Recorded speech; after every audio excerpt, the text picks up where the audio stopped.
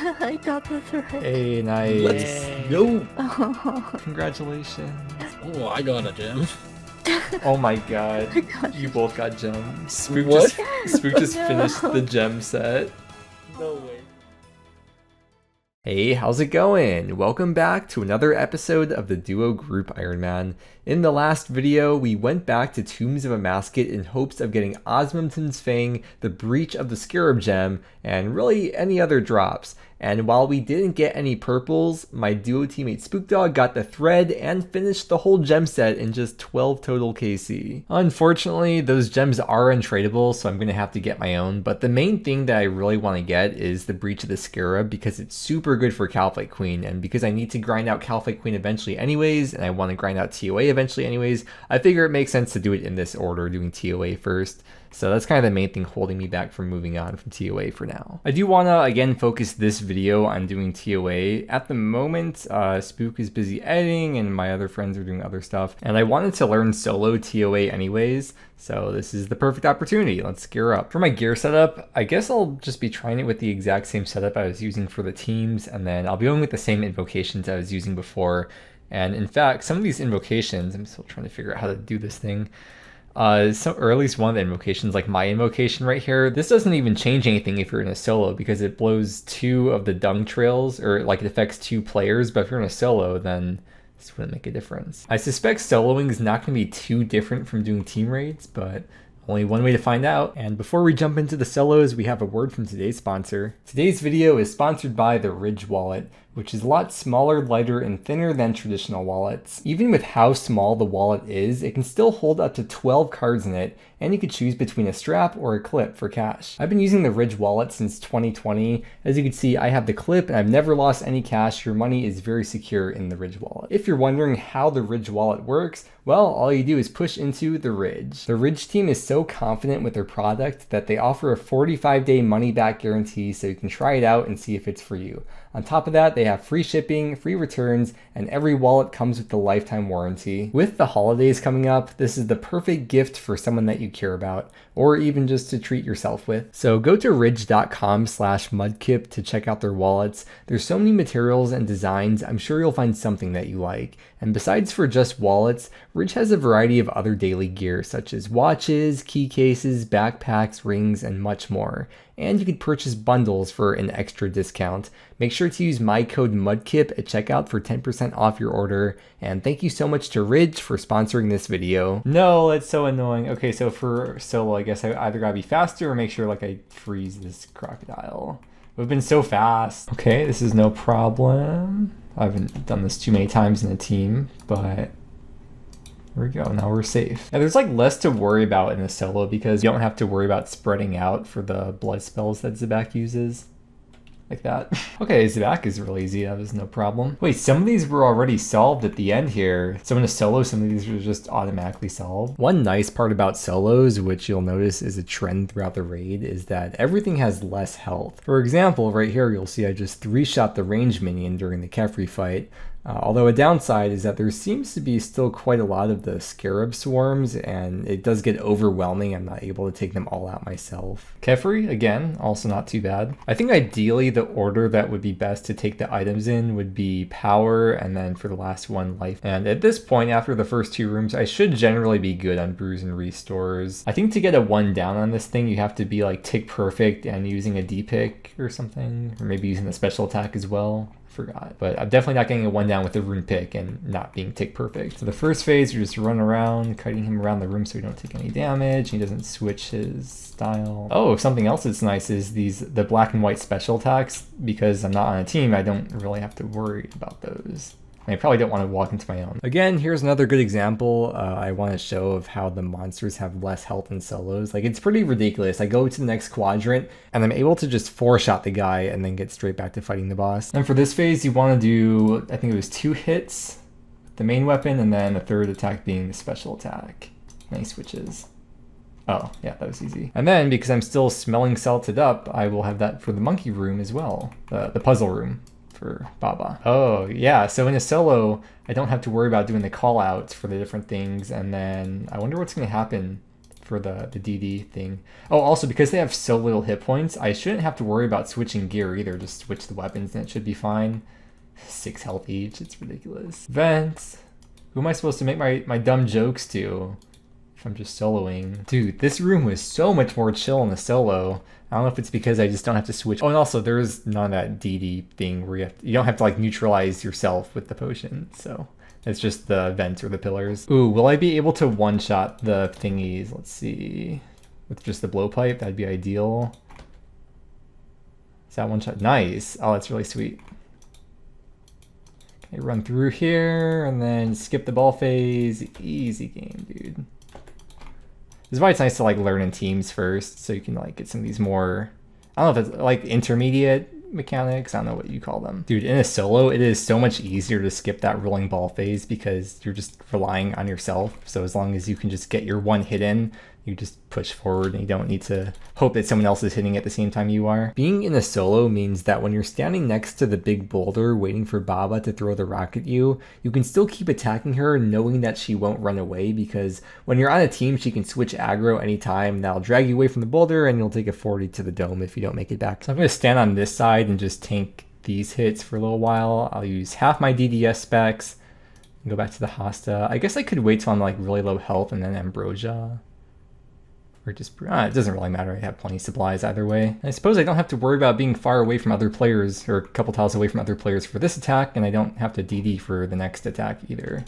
Oh, I take a bit more damage though. No, it's gonna be 3 down. Going into the final phase with a pretty good amount of supplies. Got some stuff in here too. I got no one calling out the attacks for me now, so I gotta actually watch the crocodile guy for the range and mage switches. Definitely helps to have the camera angled like this. When you're on teams, I generally had it more angled like that. I guess if you're in resizable, it doesn't really matter as much, but thankfully I don't have any of the, was it like insanity that makes this like really challenging for this part. If you miss like 2 ticks or something, you just wipe, but it shouldn't be an issue. But that doesn't matter with my invocations at least.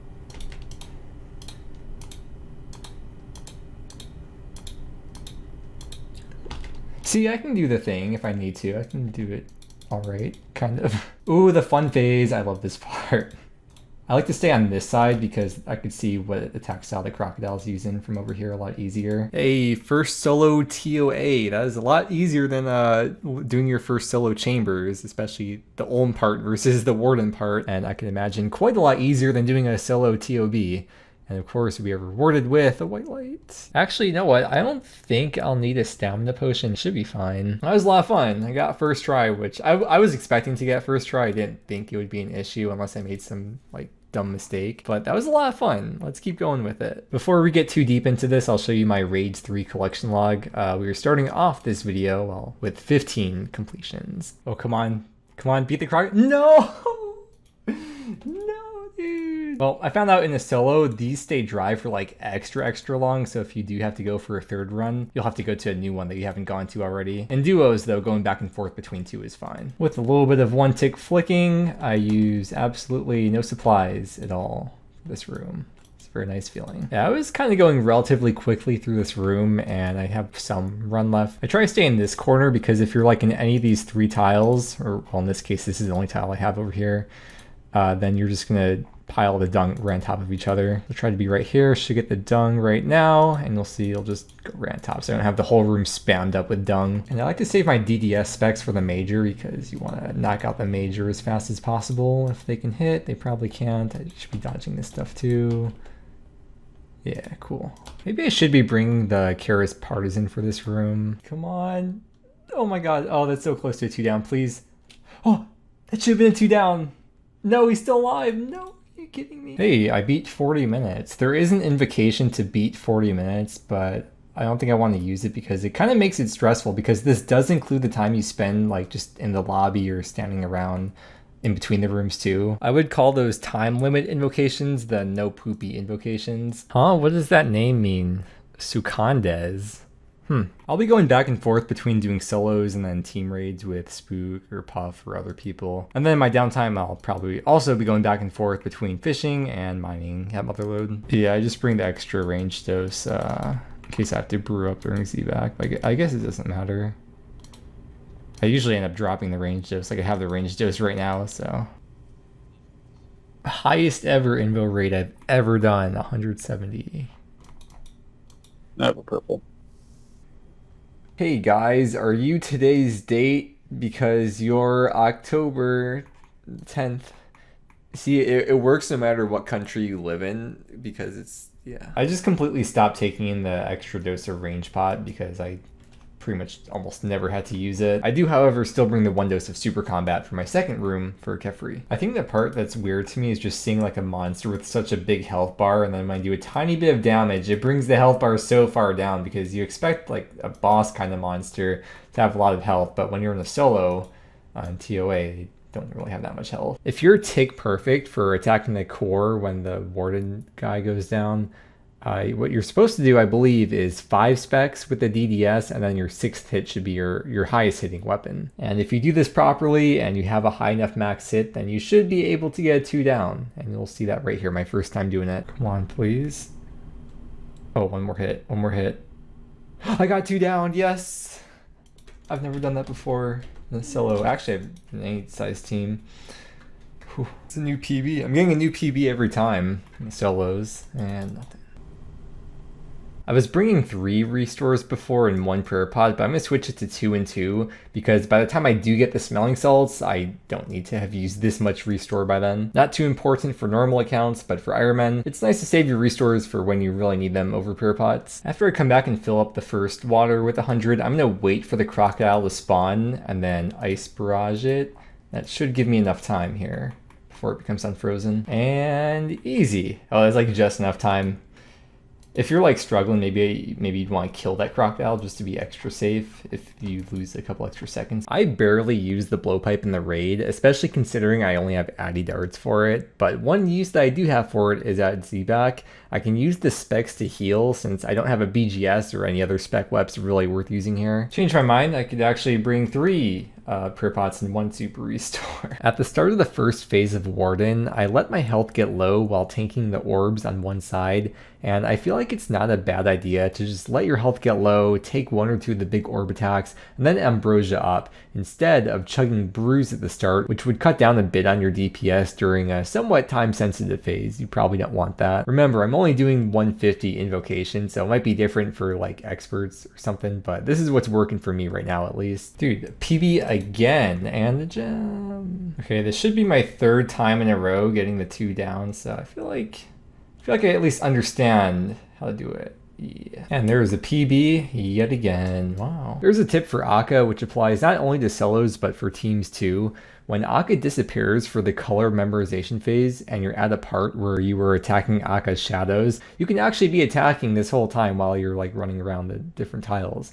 I don't know, maybe that's obvious to most of you, but that blew my mind when I learned that. At P2 of Warden, when the lightning skulls are being thrown, you can take no damage from them if you stand in any of the tiles that form a plus around it.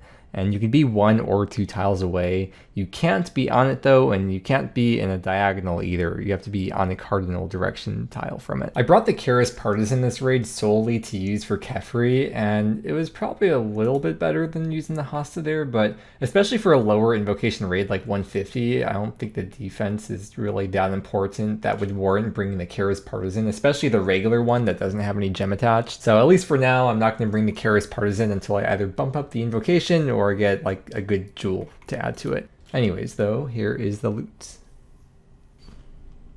At the start of the Zback fight, you want to go to like the south, kind of west-ish corner, because the first jug spawn thing, when he throws those rocks out, it should pop up around here that you have to like kick it. Or yeah, from here. You could get the waves first, but then after the waves, here you'll see. Yeah, see, there it is in the corner here. And I think after that, it's like in the middle-ish. I forget, but I just know at the start you want to go to that corner. I accidentally grabbed the wrong supply pack first, so I didn't have smelling salt for the last 2 rooms. Would not recommend, by the way, although I probably wouldn't restart the raid, at least not in 150 invo if that happened. But anyways, I want to use this opportunity to show you that even if your blowpipe can't one-shot the boulders, you can still not only skip the boulder phase, but skip it within 2 sets of boulders. And maybe in this situation, it might be better to just use a bow, but either way, you can see it still works out with the blowpipe having the 2-shot. No way, I just got all 3 of the gems in 1. Wow, that's crazy. Man, it is crazy how some of these names just get past the chat filter. Like, that is very, very inappropriate, having swearing in a name. Holy cow, we have a huge game update today. Check this out. Players raiding a beehive at Catherby can now use the full beekeeper's outfit for protection instead of just having to use repellent. That's crazy. I just spent so much time editing between last night and today as well. And I spent the whole morning so far as well editing while I've been AFK mining. And I was going to end the video, but I see we're so close to the mining level, like an hour away. So we'll just get this level before we wrap up. Oh man, here we go. One more ore, 97 mining, which means each time I mine volcanic ash, I will now get the maximum possible amount, which is 6. And next mining level is going to be many, many, many hours of AFKing. We got the hardest level coming up next. Oh, thank you.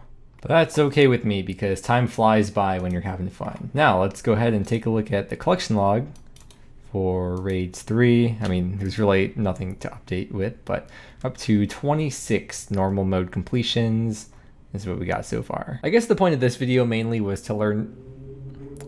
Thank you. The point of this video, I guess, was to do solo TOA for the first time and learn the mechanics and get comfortable with it. And maybe in the next video, well, I definitely want to keep doing TOA in the next video because we still don't have any of the gems, nor have we gotten a Fang or, well, any other purple yet since going back to TOA. But we'll probably start bumping up the invocation next video too. We'll see how that goes. Throughout this video in the background, I ended up gaining 440k mining XP, and I did a little bit of fishing too, not too much, but the total amount of AFK background skilling progress was, well, the same as last video, probably about 15 hours worth. But with that said, make sure to check out my duo teammate Spookdog's channel, which is linked below in every video description. Thank you so much for watching. I hope you enjoyed, and I hope that you have a great day, and I will see you again next time. I know this is really random, but I just want to show you, I just applied for the checkmark, the YouTube checkmark for 100k subscribers. I know I could have done this a long time ago because I've been at 100k for a while, but I never really wanted to do it because I don't like having extra attention in YouTube comments or YouTube live streams. But I was also kind of thinking about how if you have the check mark, maybe it like pushes you in the algorithm more and more people find your channel that way. And yeah, I don't know, I figured it's probably time to do it. It's 11:11 today, so hopefully my, oh wow, it's like just past 11:11 for the time too. Well, hopefully my wish comes true. Apparently it's gonna take several weeks. Okay, that was a lot faster than expected. Verified already. I just ended my stream and I checked my email and it was like a few hours ago. It only took a few hours to get verified, even though it said it'd be a few weeks, but you can see it's still the same day. And there's the check mark. If I look up Group Ironman OSRS, I wanna see, oh, there's no check mark here yet. It said that it's not gonna show up everywhere right now.